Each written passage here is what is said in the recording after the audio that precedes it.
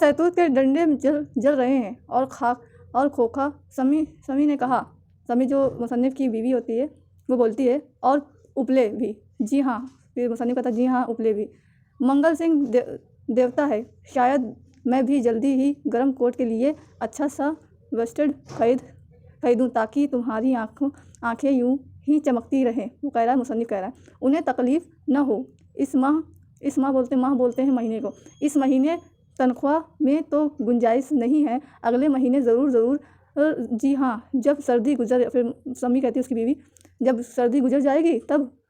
पुष्पा मुन्नी ने कई चीज़ें लिखवा दी थी।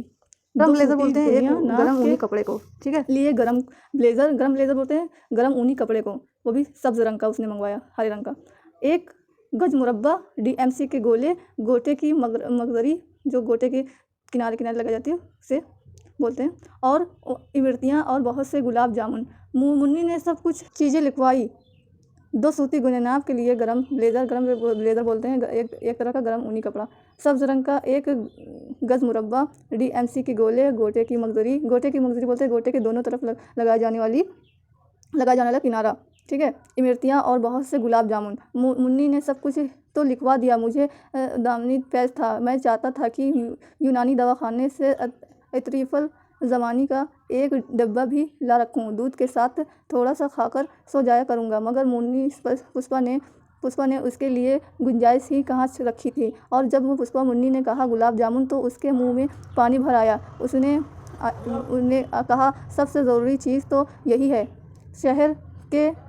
शहर से वापस आने पर मैं गुलाब जामुन डब्बा वहाँ छिपा दूँगा जहाँ सेठरियों में बाहर जमादार अपना दूध का कलसा रख दिया करता है। और पुष्पा मुन्नी से कहूँगा कि मैं तो लाना ही भूल गया तुम्हारे लिए गुलाब जामुन। और ओहो, उस वक्त उसके मुंह में पानी भर आएगा और गुलाब जामुन न पाकर उसकी अजीब कैफियत मतलब होती हालत होगी। फिर मैंने सोचा, बच्चू तो सुबह से गुब्बारे और ट्रांसफ़र के लिए जिद कर रहा था। मैंने एक मर्तबा अपने आप से सवाल किया, इतरीफल ज़मानी समी बच्चों को पुचकारते हुए कह रही थी, मतलब पुचकारते हुए दुलार करते हुए, ये तो प्यार से बात करते हुए दुलारते हुए कह रही थी, बच्चू बेटी को ट्रांसफ़र ले दो। गीत अगले महीने बच्चू बेटा सारा चलाया करेगी। ट्रांसफ़र पूपी मुन्ना कुछ नहीं लेगा, बच्चू चलाया करेगी और पूपी मुन्ना नहीं लेगा।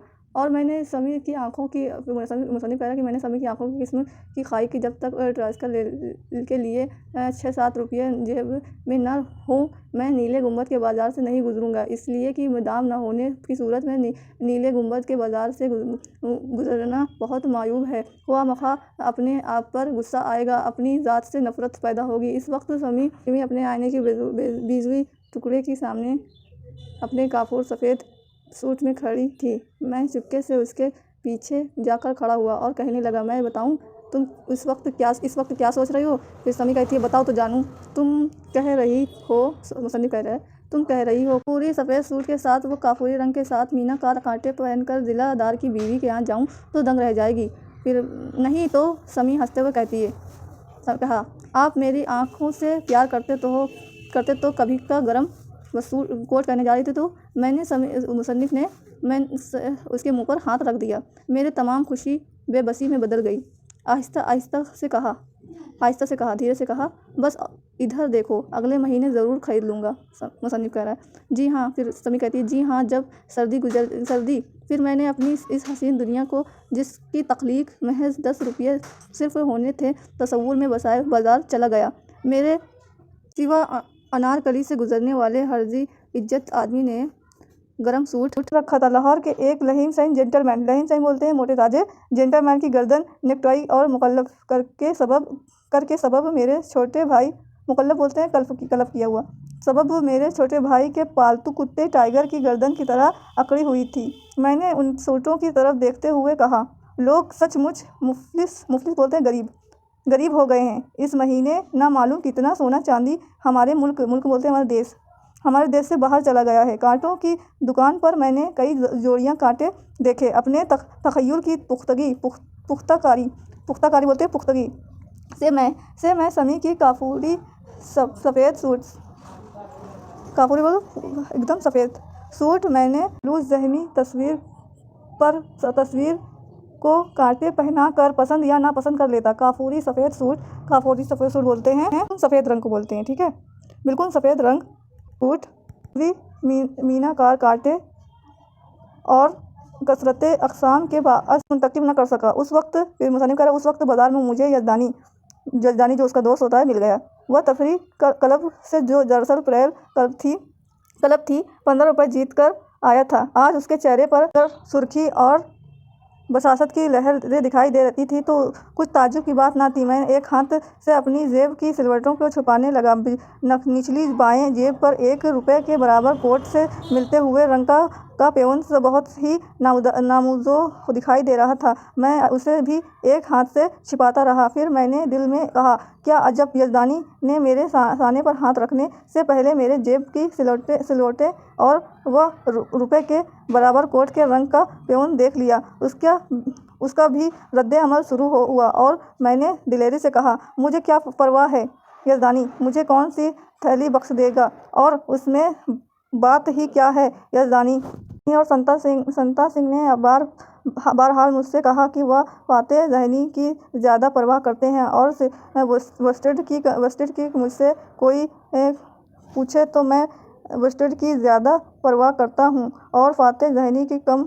یزدانی رخصت ہوا اور جب تک وہ نظر سے اوجھل بولتے ہیں نظر سے غائب نہ ہو گیا، میں نے غور سے اس کے کوٹ کی نفیس وسٹڈ کو پست جانب سے دیکھتا رہا۔ پھر میں نے سوچا کہ سب سے پہلے مجھے پشپا منی کے لیے گلاب جامن اور امرتیاں خریدنی چاہیے، کہیں واپس پر سچ مچ بھول ہی نہ جاؤں۔ گھر پہنچ کر انہیں چھپانے سے خوب تماشا رہے گا۔ مٹھائی کی دکان پر کھولتے روغن میں کچھ کچوریاں خوب پھول رہی تھیں۔ میرے منہ میں پانی بھر آیا، اسی طرح جیسے گلاب جامن کے تخیل سے پشپا منی کے منہ میں پانی بھر آیا تھا۔ فیض اور اطراف الزمانی کے خیال کے باوجود میں سفید پتھر کی میز پر کنیا نکال کر بہت رغبت سے کچوریاں کھانے لگا۔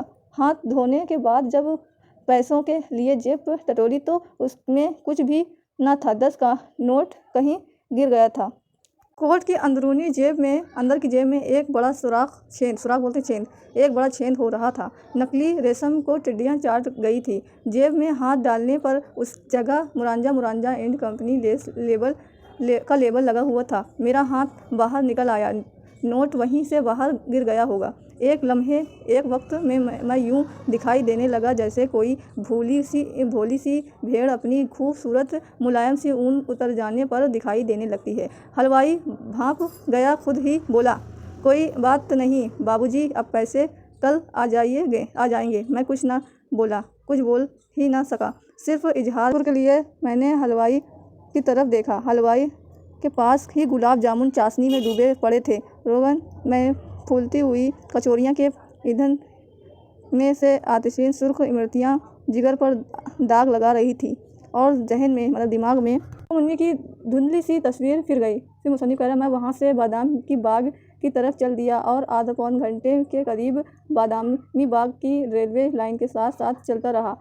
اس عرصے میں جنکشن کی طرف سے ایک مال گاڑی آئی۔ اس کے 5 منٹ بعد ایک سینٹ کرتا ہوا انجن، جس میں سے دہکتے ہوئے سرخ بولتے ہیں لال کوئلے لائن پر گر رہے تھے، مگر اس وقت قریب ہی کی سالٹ ریفائنری میں سے بہت سے مزدور اوور ٹائم لگا کر لوٹ رہے تھے۔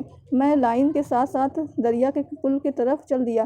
چاندنی رات میں سردی کے باوجود کالج کے چند منچلے نوجوان کشتی چلا رہے تھے۔ ناؤ چلا رہے تھے۔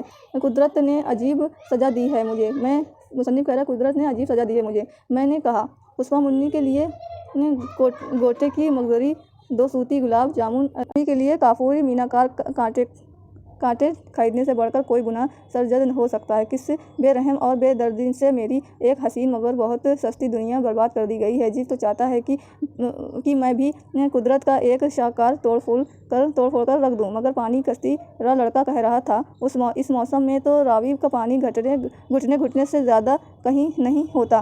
سارا پانی تو پر سے اپر باری دو اب لے لیتی ہے، اور یوں بھی آج کل پہاڑوں پر برف نہیں پگھلتی۔ دوسرے نے کہا، میں نہ چار گھر کی طرف لوٹا۔ مصنف کہہ رہا ہے میں لاچار گھر کی طرف لوٹا، نہایت بے دلی سے زنجیر ہلائی۔ میری خواہش اور انداز کے مطابق پشپا، منی اور بچو ننھا بہت دیر دہلیز سے اٹھ کر بستروں میں جا سوئے تھے۔ سمیع چولہے کے پاس شہتوت کے نیم جاں کوئلے کو تاپتی ہوئی کئی بار اونگھی اور کئی مرتبہ چونکی تھی۔ وہ مجھے خیالی ہاتھ دیکھ کر